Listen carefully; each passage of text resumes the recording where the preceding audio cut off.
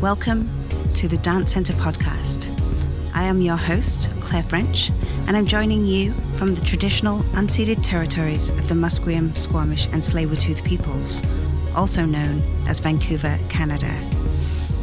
I'll be talking to dancers, choreographers and other members of the dance world here on the West Coast to find out more about their creative work and practices and to discuss what it means to us to be dance professionals today. Thanks for joining us.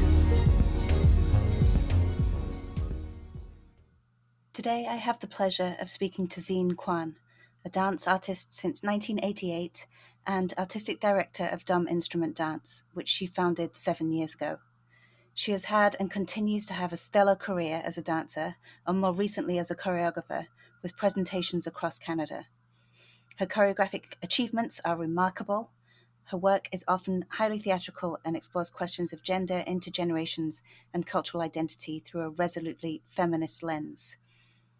Soon after the pandemic hit, she opened Morrow, a studio and cultural hub in downtown Vancouver, offering space and support for emerging and BIPOC artists. She's a prolific choreographer, dancer, and collaborator, and increasingly a mentor and artistic leader for the local dance community. And to me, she's the epitome of style and grace with that all-important edge. Welcome, Ziyian. I'm so glad you're here. And I am talking to you now. For us, it's March. This podcast will be going out in April, which will be close to your presentation of Rebel Grace, which we'll talk about a little bit later. But that's kind of just a little bit of context for the timing, particularly around this. But I'd love to talk to you, and I'd love for the audience and the listenership to hear about you as an artist. I'd like to start. One of the questions I've kind of posed to you is what artistry is to you, what that means, maybe through your own artistic values, and kind of at a grassroots level, the things that support and inspire your dance work today, and maybe a little bit about how this has changed over time. But really, it's just a way of getting to know you, Ziyian, as an artist. So please take it away. Okay, I think the question is, what is artistry to me? Yeah. I think it's so many things. I was just involved in a process this weekend with a musician and two dance artists and a third dance artist who's also a painter. And we kind of asked questions of these words, like what is choreography, what is improvisation, and what is artistry? I mean, it's hard for me to draw a line between choreographing a space, as I have done with Morrow, or what the improvisational process is of structuring a work that is set. Or so that's my roundabout way of saying I think I'm learning and beginning to understand more and more that artistry for me is a responsiveness to as much as I can porously receive about the world. And it speaks to a lot of tensions that I experience, a lot of questions, and then also a way to offer a way of seeing, hearing, sensing that resonates with me and hopefully with my collaborators, and then to find out how it does or doesn't resonate with other people, ideas, images. So in that process, there's the responsiveness that becomes a way of, you've used the word offering, and then there's a process of working that out for yourself, for oneself, and then the sharing of that, the giving of that, which I feel is something you're talking about as a process, as part of that responsiveness, is that process of like taking in and having things resonate, but then also being able to share those with others. I think that's what I understand from what you're saying. Do you think Yeah. that's part of it for you? Yeah, I guess a not so glamorous word would be regurgitation. Yeah, yeah, exactly. But in that process, so many filters and so many surprises and magical things. And much of that has to do with who else is in the room and what our conversations are. And I feel like, as a quote unquote choreographer, which is a word I'm questioning more and more, I'm thinking about the word conjuring, just because I'm so interested in how magical collaboration and creative process can be. Yeah, that just never know what's going to happen and what's going to be there. And sometimes I feel like it's just like being open and noticing and saying, "Oh, what are you doing? I Hmm. love that. Yeah. Can what you're doing be a part of the piece?" It completely is in conversation with what I've been thinking about, and it puts into form things that are still nebulous. And that's one of the things I love the most, is working with people, and how sometimes we haven't even talked about something, but then there's just this osmosis or kind of telepathy, because we're all living in similar worlds and we're sharing spaces. So our Yeah. experiences intersect in ways that I feel it's part of my job to notice. Yeah, I think it's a noticing and attending then, isn't it? There's the two levels at which that kind of engagement and interaction happens. Like there's the noticing, and then there's attending to whatever is forming potentially. Yeah, and then And there's just excitement, things that just really excite me, and I'll just be yeah. like, "Yes, nice, nice. Oh, yes, yes, yes." And that will change with every day. So I don't know. So, do you think that's something that you've carried with you through from your interpreting to your choreographing? I also feel very much like for me too. There's something between. I think choreographers interpret what dancers do sometimes, and I think that relationship between the two, between choreographing and interpretation, are shared, whatever the role the person is playing, but I or engaging in.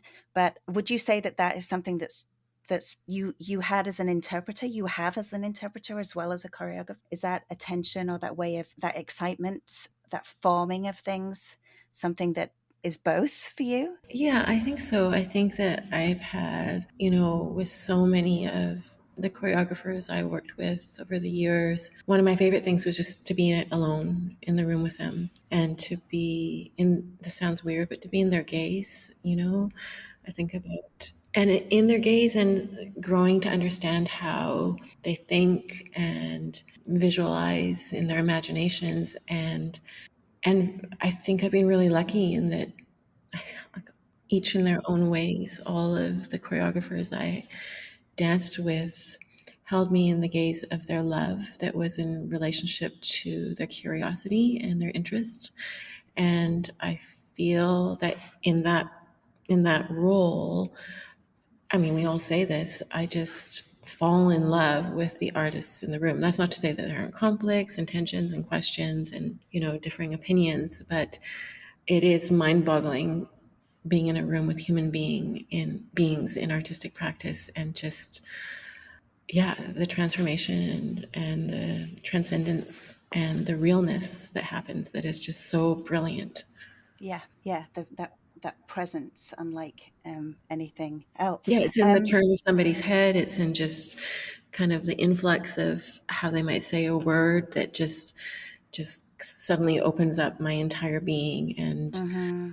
And I think that's the greatest thing to me about being an artist, is there's so much hope and value in those moments of human exchange, in a time in the world where there's just, let's face it, so much fascism and so many things that feel really apocalyptic. In Yeah, this real space, there's something sacred happening, which is about valuing each other right. as human beings. And maybe that's what art is valuing each other as human beings. Yeah, I think there's and the choice to value one another as human beings, the choice we make on a daily basis as artists to engage that way. I wonder if we could maybe segue a little bit into your vision behind Morrow, and the timeliness of it. Well, I mean, it's now, but and lots of things are now. But I wonder if it's been a long time coming for you, or if there's something, if it's more of a kind of impulse or a response, and an active and activist way of responding to things in the world. Or could you talk a little bit about that? I mean, if you want a question, which I'm not necessarily very good at this point, because I love to converse, but there are two questions in there. Like I'd love to know about the vision. What was your vision behind Morrow, leading to Morrow, and what is Morrow for you? Is it a call to action? Well, honestly, Claire, like, I think I remember going for walks with my partner, and we would see some empty space, and I'd say, "Oh, wouldn't it be nice to have a studio one day?" And my partner would say, "Oh, that's like such a pipe dream, zine. That's ridiculous." And really, there is no what is the word, premeditative vision around Morrow. It really was a pivot during the pandemic that was probably quite selfish and a survival instinct. I am an extremely impulsive human being and a very impulsive artist as well, and sometimes get into trouble around that. And I just wanted to make this piece happen that we had received support to do and that was going to employ 8 artists. In that process, I recently actually found out that we had to funnel funds from 2 of the artists in order to be able to afford to pay for 3 months of a pop up space. And 2 years later, actually, one of the artists let me know that I had hurt their feelings in that process. And like, just so much to learn, because in my desire to make sure that the 6 dancers were employed, and I also was not employed by the project, I also, I was on CERB, but just there have been difficult choices that we've all made during the pandemic, and Morrow was a choice. And I didn't know at the time that it was going to still be here and have moved. But it has taught me a lot about being less selfish, being less considerate, and just, well, how much fun and also how much beautiful work it is to, I don't like to use the word hold space, but to enliven a space that other people make really, really alive. Does that make any sense? Or to support a Oh yeah, space. Yeah.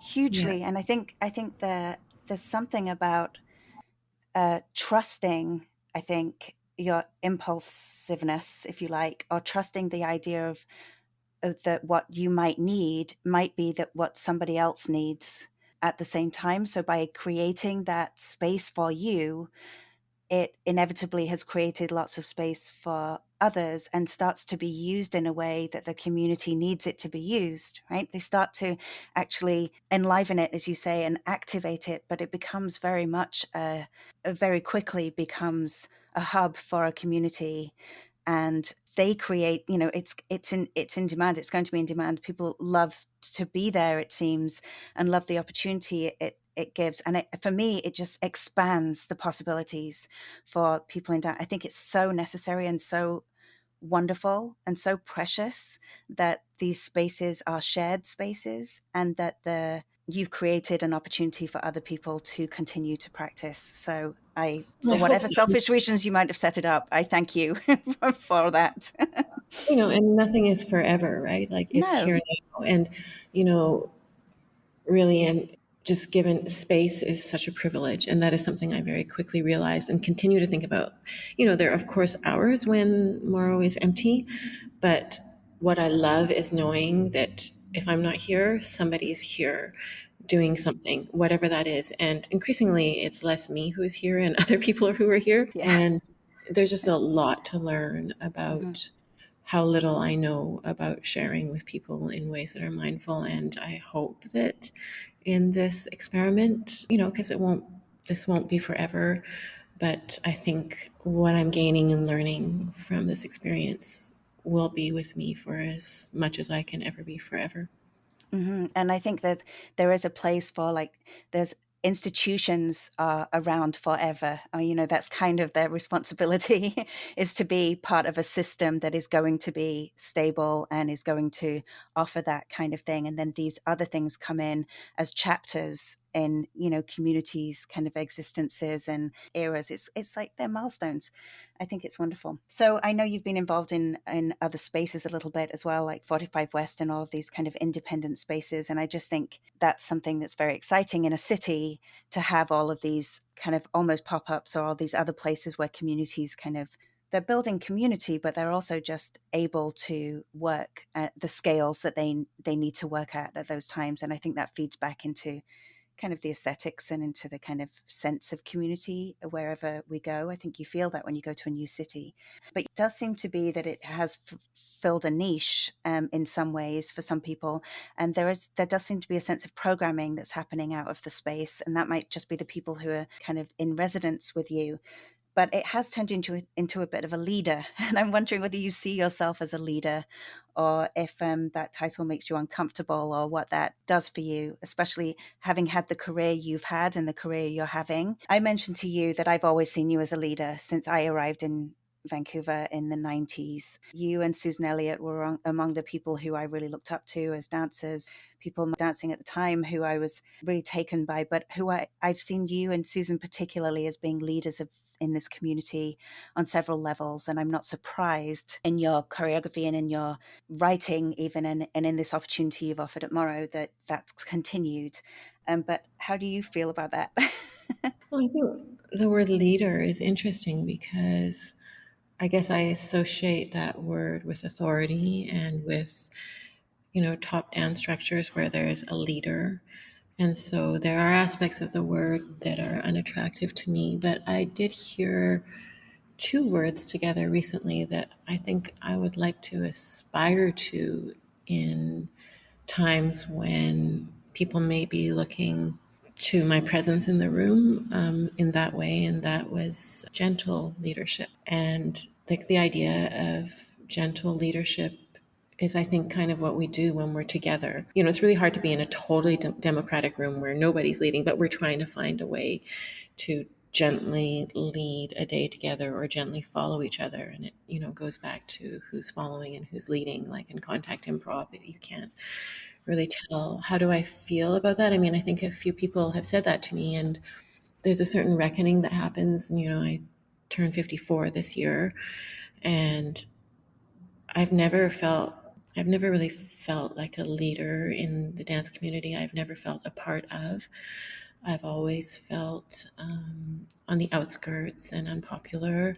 And a lot of that has to do with who I am as a Chinese Filipina person here in Canada.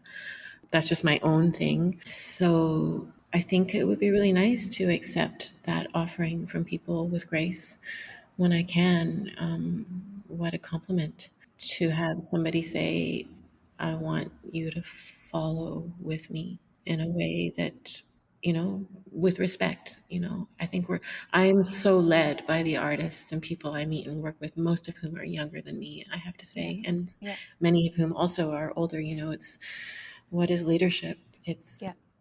This listening. is, yeah, it's listening. Um, Degrees of, well, two terms I've come across recently. Adaptive leadership is something that I'm interested in the room, as a insight from dancers, as well as the insight from the choreographer informing how a process develops. That's something is big in my research right now.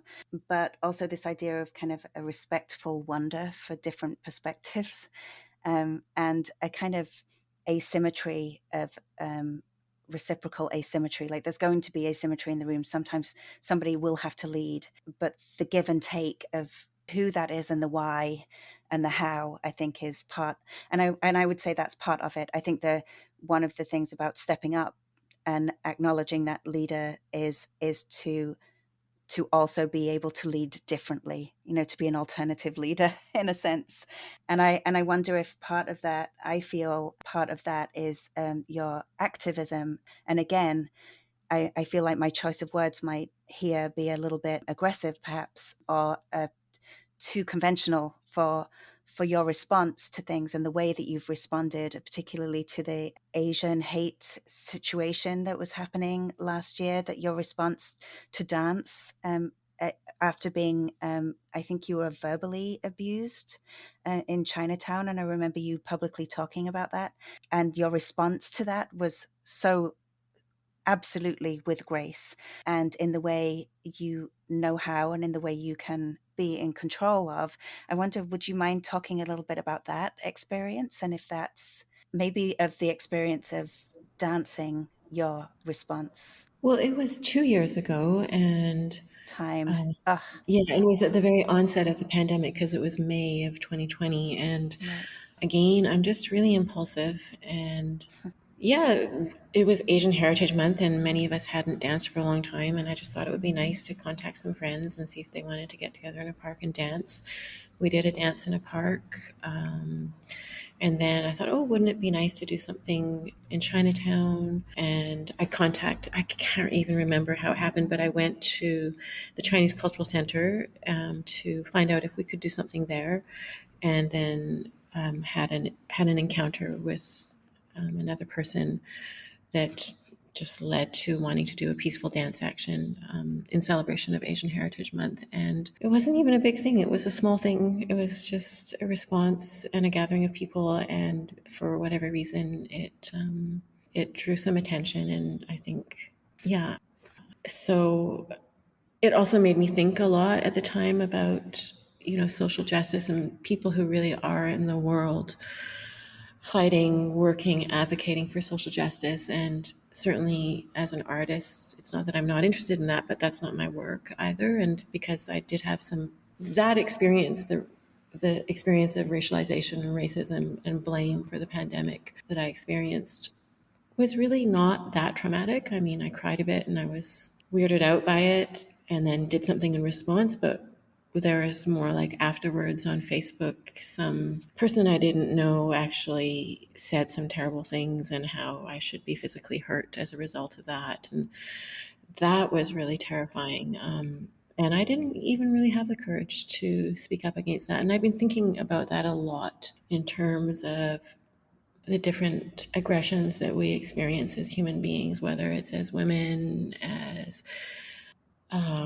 people of color, as BIPOC artists, and as whatever our however we identify, how that threshold of saying no, the threshold of saying please don't talk to me that way, and it's something that I'm continuing to really not know how to do because I don't want to hurt anybody, and yet I have rage and I don't want to internalize that rage forever. And so I've been thinking a lot about how to communicate in a way that's not violent towards other people in those situations.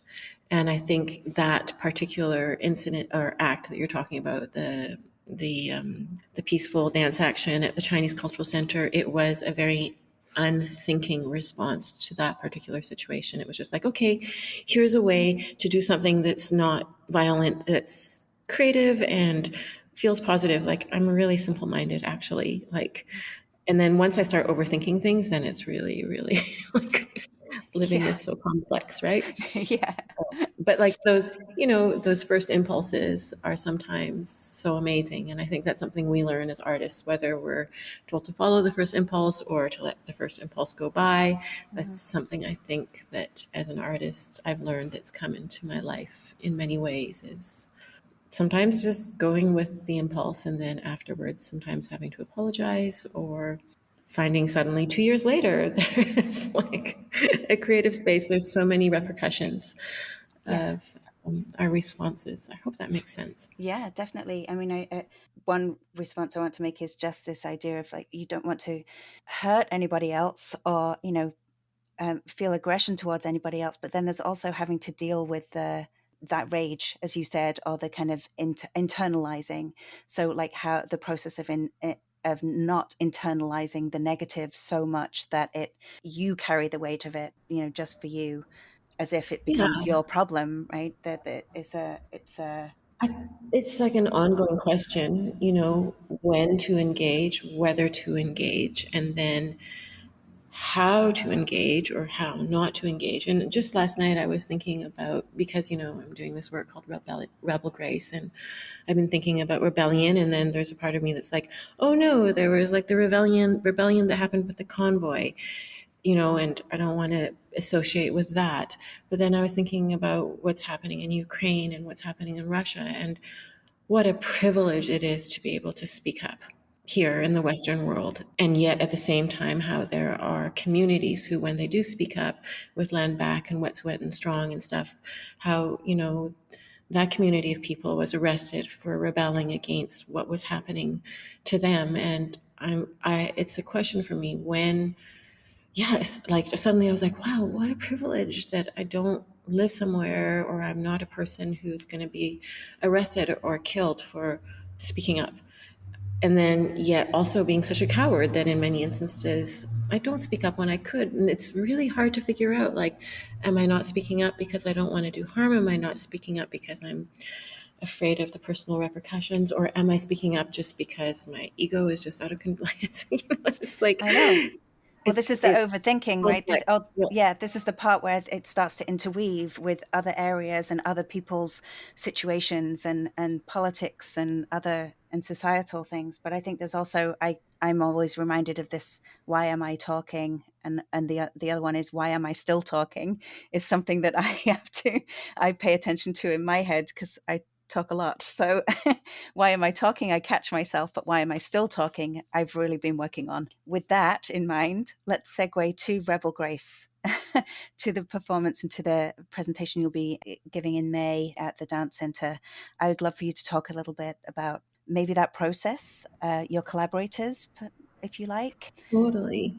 Yeah, actually, well, I wrote the grant to do the project 3 years ago before the pandemic, and it was going to be a menopausal manifesto. And that was before the book was published, the Mm-hmm. Menopause Manifest. Yeah. And it was going to be with Raina von Waldenberg, Delia Brett, Ann Cooper, Kage, taiko drummer, Peggy Lee, cellist, and also Andrea Nan. Haven't forgotten anybody. And that was the original idea and was the idea that I pitched to the dance center. But somehow along the way, my attention and my interest in working with people changed. And I really needed to have different representation of bodies on stage. And I was really lucky because when I contacted Raina and Delia and Ann Cooper, who were all supposed to be in the project, and explained to them that I needed to change direction. They were all so incredibly loving and understanding. And this happened shortly after the peaceful action at the Chinese Cultural Center. So now the piece is no longer a menopausal manifesto, although I may touch on some of those themes. Now the collaborators, some of whom are the same, are Kage on taiko, Andrea Nan, who's a dance artist, Lisa Jelly, Justin Calvadoras, and Roxanne Nesbitt on double bass and electronics. Mm-hmm. Oh my gosh, I can't even keep track. Cheng Yan Boon, who Mm-hmm. from the Dance Center Rianne. is the lighting designer, but originally James Proudfoot was going to be lighting designer, but he was Yeah. busy. So much has changed. And but now the work is kind of more eponymous with what the title is, which is Rebel Grace. And Mm. I'm thinking about rebellion. I'm thinking about grace. And yeah, I remember somebody telling me, I think it was Robin Poitras telling me a long time ago that she saw me as being simultaneously very elegant and very raw. Yeah. And I see that too. Yeah. that's a high compliment from somebody like Robin Poitras. Mm-hmm. Um, and I think I'm kind of thinking about not in terms of binaries, rebellion and grace, but actually how those things can be together and how that is a way that I can respond in the world to these things that I either overthink or am impulsive about. Is like, okay, if I want to say no, how can I do that gracefully without also being totally subservient, like this whole model minority thing of, doing things? It's a big question. So this is the exploration. And also, just in terms of contemporary dance, again, hard to say without in any way being judgmental, but my work is not gestural. It's not about movement invention. There's not. So also just I'm wanting to find the courage in this piece to just follow my interest and not to do what I think I should do in order to have people be interested in seeing it. So if it's not movement invention and not gestural, what's your relationship to the movement?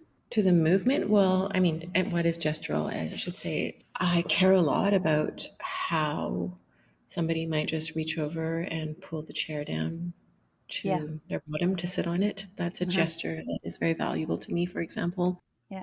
I really spark with images, and I really, really spark when I sense an experience. Yeah. in a person's body. Mhm. And so in the end, it doesn't matter. They could be doing a backflip or they could just be standing up from a sitting down position. Mhm. And it's the experience that I think is being transmitted or that I receive that really excites me. So Mhm. Mhm. that's something that I'm going to continue to just try to follow. And images, I just like images. I love. The work is, I'm very material. I've been painting props for days and days and days. I've already chosen costumes. Like I kind of think on those terms in a very visual way of Yeah. what pleases my particular eye in relationship to whatever concept I'm working on. I hope that's an answer. Yeah, well, I feel like that all connects to me to the kind of way of how you conceptualize how all of those things are integrated, and how they're kind of they all spark each other. And you're so stylish. You're like I think there's something about how Not really. Like maybe like not really. I'm always like, wow, look at all these like stylish people because like I'm just like surrounded by people who are way younger than me and I'm just yeah. like, oh man, I wish I could rock that outfit. Um, But I think but it's in it's in that kind of balance, or that tension comes. I feel it comes with you, which is this simple minimalist kind of it's this.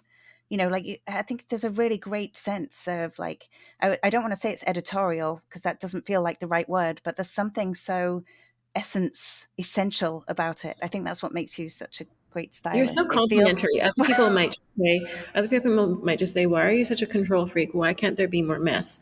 Um, so it really depends. yeah. Everybody has such a different perspective of, Yeah, but I mean, I'm trying to, I do feel like that's where the integrity is. I think that's what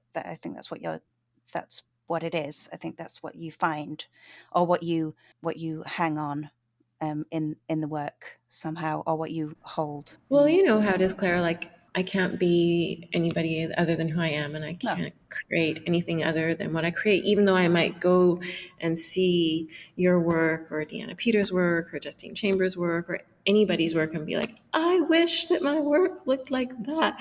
But yeah. there's just like, no, this is never going to happen, right? And And it's also not the authentic part of you. There's an admiration for other people's work, and then there's a kind of checking in with yourself as an artist, and being able to stand by the work you create, right?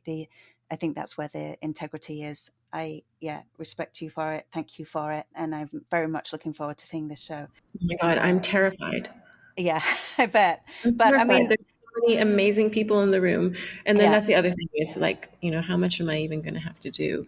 yeah. A lot actually, but I'm terrified. I mean, I've been gradually working with the artists by themselves and then gradually with two at a time so that on March 29th, when all seven people come into the room, well, I just know I'm just going to be terrified, but also I also know that it's going to be an incredible team of people, and that I mean that's the other thing that in the last two, three pieces that I've conjured and found the resources to work with people on is that something has changed, and I don't know if that's part of what's happened during COVID-19 and doing things in less conventional creative spaces where just I generally don't like words like team and family, but suddenly I'm like, wow, we just feel like a team and a family, and roles are interchangeable, and there's just something so nice about not being the last person in the room at the end of the day and Hmm. having colleagues with you, Hmm. or just flexibility around what our needs and wants are, and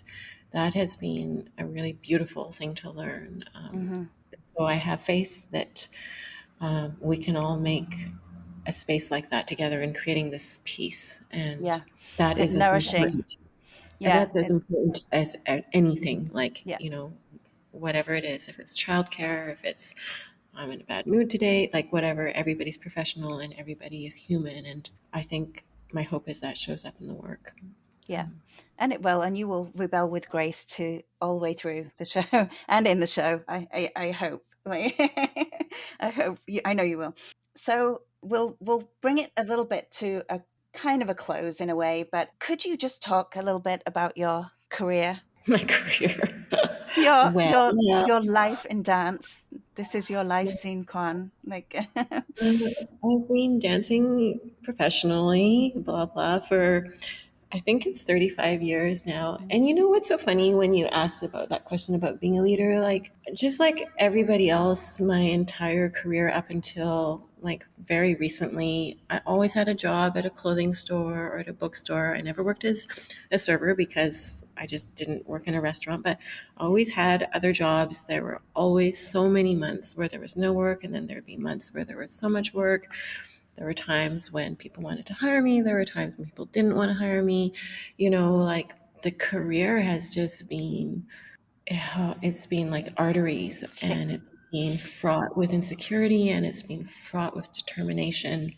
And, you know, I think that's what I can say. It's been changing and changing and changing and changing. And at my age, which is not even very old because there's many mature artists out there, and then I'm surrounded by younger artists as well, and there's no making it, right? Like I Yeah. used to think that you would make it, Yeah. or one day, or that some people had made it. Hmm. And there are aspects of that in terms of resources and funding, but that's a whole other story, but and there are people who I'm like, wow, that person just made it, and then they just decided to quit their Yeah. position and just take on their personal practice again, and so my career is an ongoing conundrum, and I'm so blessed to do this and to love it so much. Hmm. And it's so much work, and what a blessing to have this work to be completely exhausted by.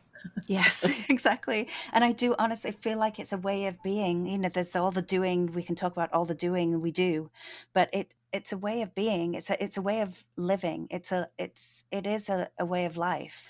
And I think that, like you, I've kind of, I do so many things. My career is diverse. Like I just, and I'm very grateful for that. I think that's putting me in a very strong position to be able to continue. It's kind of nice to think that other experiences in life feed the artistic side and actually help carve out your own unique path and your own niche. And I think that those kinds of other experiences help maintain a kind of, I don't want to say necessarily just idiosyncratic, but they definitely help formulate a kind of way of being as an artist that is a uniqueness to, there's an integrity to the artist because of all of these other experiences that other people haven't had in the same way. And I think that coming into the artwork is very important.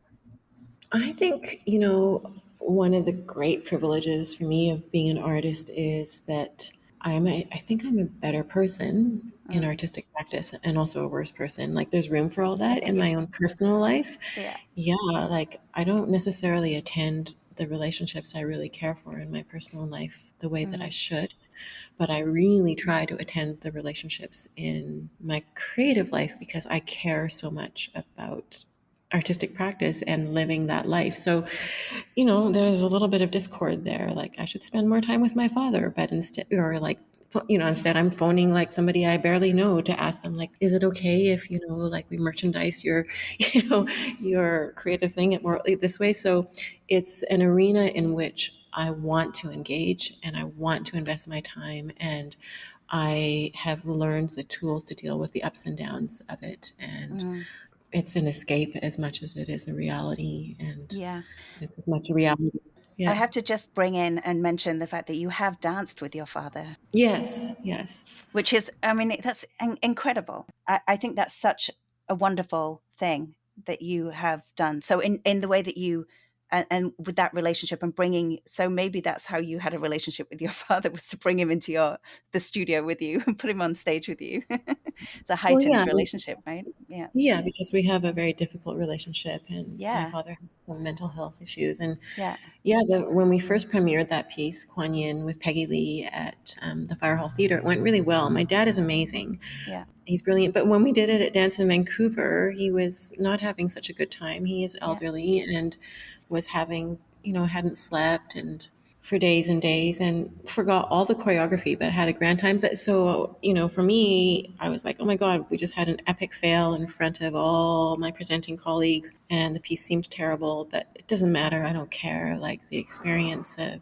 having done that with my father was, I don't know. There's things that I can tolerate in art and as an artist that I don't necessarily tolerate as a person. And maybe that's the next thing, is to quit being an artist, quote unquote, and practice the art of living as a more porous, open human being. Maybe that's what will happen.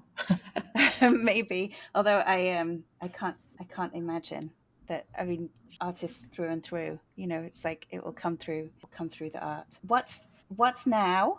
We know that Rebel Grace is happening, and what's next for you? Do you think about that? Are you not thinking about what's next? Do you have things lined up beyond Rebel Grace, or?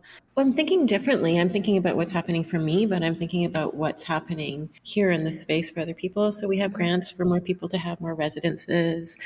I'm making a piece with Sarah Wong here in June, immediately after Rebel Grace, as well Mhm. as doing Spells for Chinatown again, which was sort of an offshoot continuation of what happened at Dr. Sun Yat-sen Garden. Mm. So I think really what's next for me, I could just go into, oh my God, I'm so busy, blah, blah, is yeah, just finding some balance and really, really wanting to continue to share space with people here at Morrow, and also wanting to do my work, and then also needing some more infrastructure with the company so that that labor is shared. And I don't know what's next, but Mhm. just gonna keep trying, as Yep. everybody does, Yes. because it seems that the present unfolds into the future in Mhm. some way or other. Maybe next I'm going to go work at a clothing store again and work on being a nicer human being. That would be great too. Yeah, well, that's the Oh, thing, right? It's all great. It's all experience. I just want to bring up what you said in your International Dance Day message last year. You just ended it with, like, where to end. The answer is clear: never. What right. arises now more than ever is that art is needed, art is healing. Within this great medicine of art, there is revolutionary movement, and however we choose to experience this movement, it is vividly within us. The dance is ours. Did And I say those words?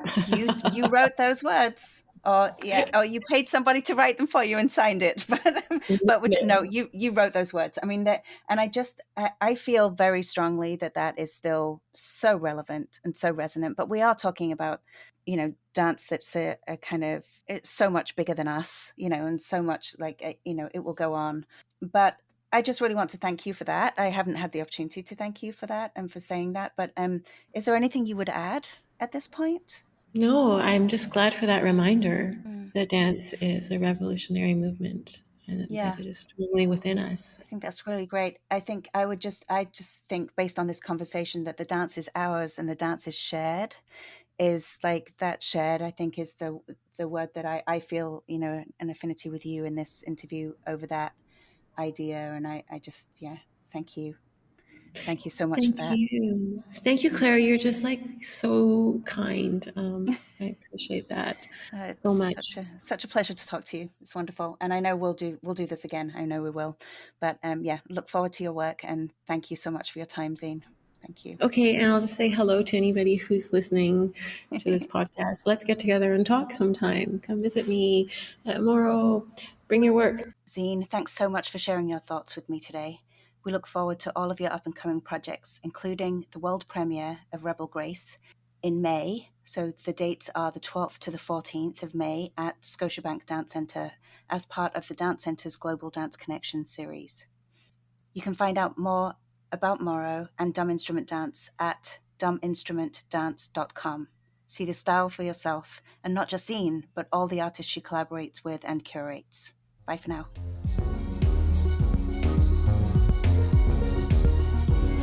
Thank you so much for listening. We would love for you to subscribe, rate, and review wherever you get your podcasts, as this will help other listeners find us and help us to grow our dance audience. We'll be back next month. In the meantime, you can follow us on Facebook at The Dance Centre, Twitter at Dance Centre, and Instagram at The Dance Centre BC. And if you'd like to support our work, please consider making a donation. just go to our website at thedancecentre.ca, where you'll find extensive information about our upcoming programs and events. The music for the Dance Centre podcast was composed by James B. Maxwell. Always a pleasure to connect with you through dance. Until next time.